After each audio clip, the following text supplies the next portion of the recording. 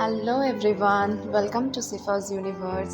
আজ আমি আপনাদের সাথে তৈরি করতে চলেছি কাতলা মাছের এক অতি জনপ্রিয় রেসিপি, কাতলা মাছের কালিয়া। এই কালিয়াটা বানানোর জন্য আমি এখানে 3টে বড় সাইজের কাতলা মাছ নিয়ে সেটাকে ভালো করে নুন এবং হলুদ মাখিয়ে রেখেছি। মাছটা ভাজার জন্য আমি এখানে 4 to 5 টেবিল স্পুনের মতন সরষের তেল নিয়ে নিচ্ছি।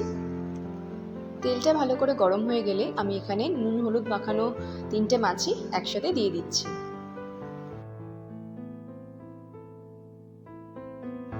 মাছটাকে আমি খুব ভালো করে উল্টে পাল্টে ভেজে নিচ্ছি। মাছটা আমি এখানে লো টু মিডিয়াম ফ্লেমে ভাজবো, তা না হলে মাছটা ওপর থেকে লাল লাল হয়ে যাবে আর ভেতরে একটা কাঁচা ভাব থেকেই যাবে।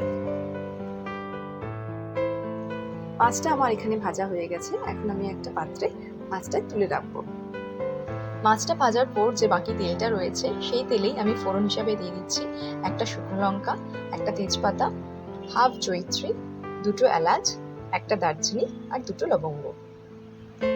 কয়েক সেকেন্ডের জন্য কড়াতে এগুলিকে নেড়ে নিয়ে আমি এখানে দিয়ে দিচ্ছি আগে থেকে কুচিয়ে রাখা একটা মিডিয়াম সাইজের পেঁয়াজ।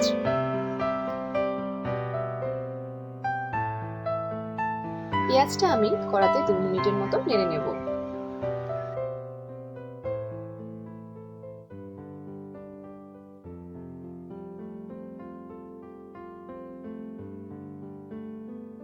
ভাজতে ভাজতে পেঁয়াজটা একটু হালকা ব্রাউনিশ হয়ে গেলে আমি এখানে দিয়ে দিচ্ছি প্রায় 2 টেবিল স্পুনের মতন পেঁয়াজ বাটা।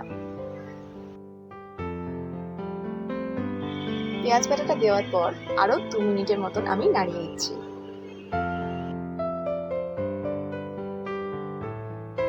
নেক্সট আমি এখানে দিয়ে দিচ্ছি একটা ছোট সাইজের কুচানো টমেটো। টমেটোটা দেওয়ার পর আরো কিছুক্ষণ নাড়িয়ে নিয়ে আমি এখানে দিয়ে দিচ্ছি 1 টেবিল স্পুনের মতন আদা রসুন এবং কাঁচা লঙ্কার পেস্ট। মশলাটাকে আমি খুব ভালো করে মিশিয়ে নিচ্ছি। নেক্সট আমি এখানে দিয়ে দিচ্ছি স্বাদ অনুযায়ী নুন, 1/4 টেবিল স্পুনের মতন হলুদ গুঁড়ো, 1/4 টেবিল স্পুন জিরে গুঁড়ো, 1/4 টেবিল স্পুন ধনে গুঁড়ো আর 2 টেবিল স্পুনের মতন কাশ্মীরি লঙ্কার গুঁড়ো।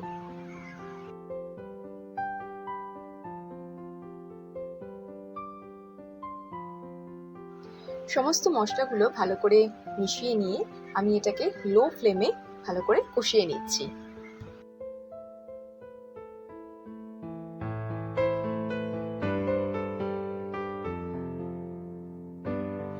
এখন দিয়ে দিচ্ছি 1 টেবিল স্পুনের মতন ফেটানো টক দই। যতক্ষণ না পর্যন্ত মশলাগুলো থেকে একটা তেল ছেড়ে আসছে ততক্ষণ পর্যন্ত আমি মশলাটাকে খুব ভালো করে কষিয়ে নেব। মশলাটা কষানোর উপর রান্নার টেস্টটা অনেকাংশেই নির্ভর করে, তাই সময় নিয়ে আমাদের মশলাটা কষাতে হবে আর সবসময় মশলা কষানোর সময় গ্যাসের ফ্লেমটা লোতেই রাখতে হবে।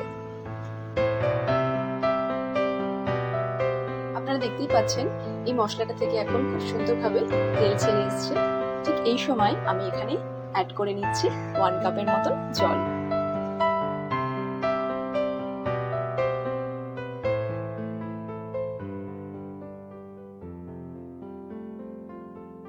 জলটা দেওয়ার পর হাই ফ্লেমে আমরা 3 থেকে 4 মিনিটের মতন ভালো করে ফুটিয়ে নেব। দিয়ে দিচ্ছি খুব সামান্য পরিমাণে স্বাদ অনুযায়ী চিনি।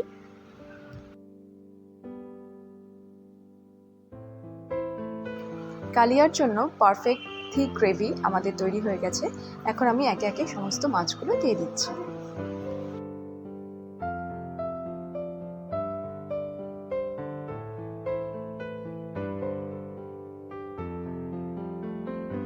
মাছটা দেওয়ার পর আরো 2 মিনিট মতন ফুটিয়ে নিয়ে আমি এখানে দিয়ে দিচ্ছি 1/4 টেবিল স্পুনের মতন গরম মশলা গুঁড়ো আর হাফ টেবিল স্পুনের মতন ঘি।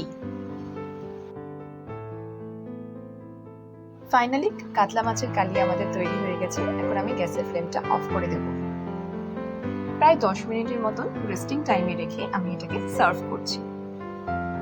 বন্ধুরা, এইভাবেই তোমরা বাড়িতে বানিয়ে নিতে পারো খুব সহজেই বিয়েবাড়ি স্টাইলের কাতলা মাছের কালিয়া। তোমাদের সকলের কাছেই এই রান্নাটা বাড়িতে একবার বানিয়ে নেওয়ার অনুরোধ রইল। আমার এই ভিডিওটা যদি তোমাদের ভালো লেগে থাকে তাহলে প্লিজ একটা লাইক, শেয়ার অ্যান্ড সাবস্ক্রাইব করে দিও। And don't forget to spread love and happiness. Thank you.